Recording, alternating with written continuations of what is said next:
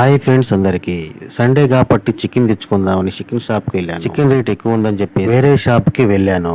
అక్కడ కొంచెం రేట్ తక్కువగా ఉంది కదా అని చెప్పి ఒక కేజీ చికెన్కి టోకెన్ రాపించుకున్నాను. నా ఎదురు ఉన్న వ్యక్తి చాలా హైట్ ఉన్నాడు, నాకు కనిపించలేదు అది. సరే అని చెప్పి అక్కడ వెళ్ళిన తర్వాత టోకెన్ని చికెన్ కొట్టాను.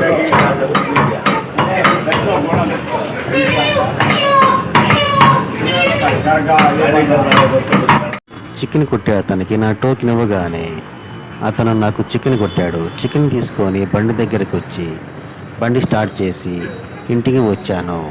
వచ్చిన తర్వాత ఆ చికెన్ని మా ఆవిడకి ఇచ్చాను. మా ఆవిడ చికెన్ కోస్తూ కొద్దిగా గోంగూర ఒలమంది. సరే ఆ గోంగూర ఇటువమని అడిగి తీసుకున్నాను. తీసుకొని గోంగూర కోస్తూ సరదాగా మాట్లాడుకుంటూ చికెన్లో ఏమేమి వేస్తావు, గోంగూర వేస్తే బాగుంటుందా, టమాటా వేస్తే బాగుంటుందా అని సరదాగా మాట్లాడుకున్నాము. అయితే మా ఆవిడ గోంగూర వేస్తేనే చికెన్ చాలా బాగుంటుందని చెప్పింది. గోంగూర వేస్తే అంత బాగుంటుందా, అంత టేస్ట్గా ఉంటుందా అని అడిగితే మా ఆవిడ నవ్వుతూ జనం ఉన్న ఇంట్లో, పిల్లలున్న ఇంట్లో టమాటా వేసి వండితే అది కొద్దిగా అవుతుంది, అందుకే గోంగూర వేసి వండితే 3 పూట్ల వచ్చిద్ది అని చెప్పింది.